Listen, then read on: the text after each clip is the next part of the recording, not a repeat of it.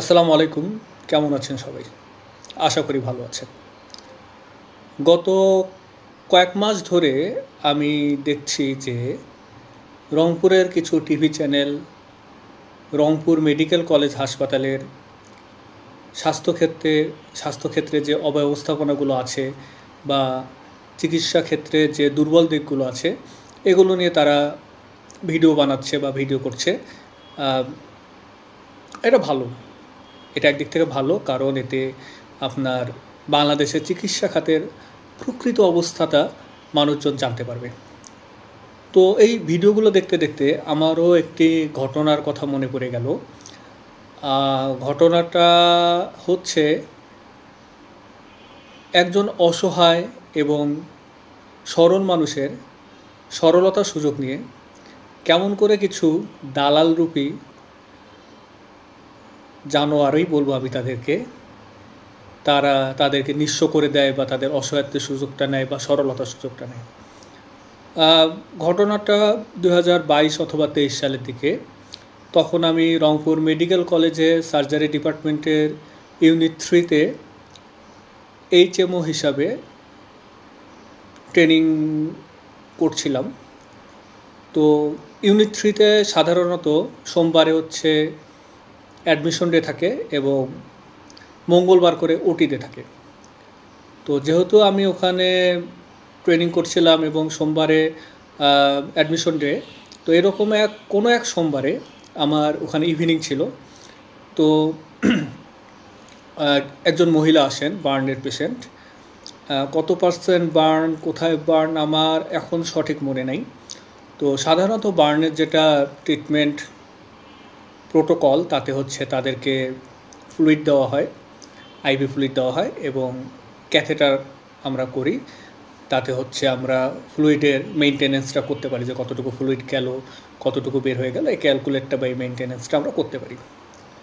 তো যথারীতি সন্ধ্যার দিকে, মনে হয় প্রবাবলি 7টা-8টার দিকে পেশেন্ট আসছিল। আমি তাকে ট্রিটমেন্ট দিয়ে এবং হচ্ছে কী কী লাগবে রিকুইজিশন ফর্মটা দিয়ে তাকে আমি দেই। তো পরের দিন সকালবেলা যখন আমরা ফিমেল ওয়ার্ডে পেশেন্টের সাধারণত পরের দিন সকালবেলা অথবা যেটা আমরা মঙ্গলবার সকালবেলা আমরা হচ্ছে কিছু আগের পেশেন্ট ঠিক করা থাকে যে এদের অপারেশন হবে, আর কিছু নতুন পেশেন্ট আমরা সিলেক্ট করি যে ইমার্জেন্সি, এদের টেস্ট ওকে আছে, এদের আমরা অপারেশন করব। তো এরকমই একদিন মঙ্গলবারে আমরা হচ্ছে, মানে ওই ঘটনা পরের মঙ্গলবারে, সোমবারের ঘটনা ঘটছে, মঙ্গলবারের দিন আমি আমার সিএ সহ গিয়েছিলাম যে কোন কোন পেশেন্টকে আমরা অপারেশনের জন্য সিলেক্ট করতে পারি। তখন ওই পেশেন্টের হাজব্যান্ড উনি আমার কাছে আসলেন এবং বললেন যে বাবা, আপনি তো প্রস্রাবের রাস্তায় নল দেওয়ার জন্যে এই 3টা অ্যাম্পুল, মানে বোতল লিখে দিছিলেন, মানে ডিস্টিল ওয়াটারের বোতল, হ্যাঁ এটা অ্যাম্পুল বলি, ওটা লিখে দিছিলেন। তো আমার তো একটা লাগছে, তো বাকি 2টা আমি কি করব এখন? তো এই কথাটা শুনে আমিও একটু অবাক হয়ে গেলাম, কারণ হচ্ছে সাধারণত একজনের ক্যাথেটার করার জন্যে আমরা এক অ্যাম্পুলে ডিস্টিল ওয়াটার লিখি, 2টা লিখি না। আমি সাধারণত লিখি না, সেখানে 3টা তো লেখার প্রশ্নই আসে না। তো আমি বললাম যে আপনাকে তো আমি আপনার রিকুইজিশন ফর্মটা দেখি। তো পরে দেখি যে রিকুইজিশন ফর্মটাতে আমি একটাই লিখছি। তো ওনাকে বললাম যে আপনাকে তো আমি একটা আনতে বলছিলাম, আপনি 3টা কেন আনলেন? তখন উনি বলল যে ওনার সাথে একজন ছিলেন, উনি বলছে 3টা আনার কথা, এখন এটা ফেরত দিতে উনি টাকা নিবে আর কি। আমি বললাম যে হ্যাঁ, আপনি ওই ফার্মেসিতে যান, এটা ফেরত দিয়ে 5-10 টাকা লাগবে, আপনি ওটা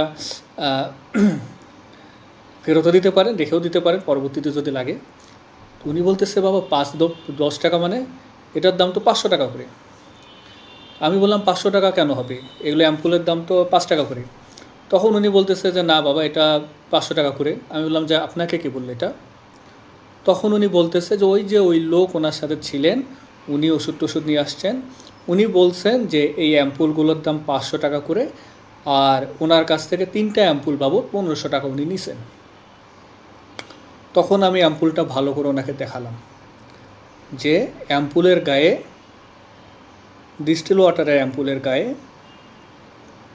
প্রাইস লেখা আছে 5.00 টাকা, মানে 5 টাকা। উনি সামহাও ওনাকে কনভিন্স করছে যে এটা 5.00 মানে 500 টাকা।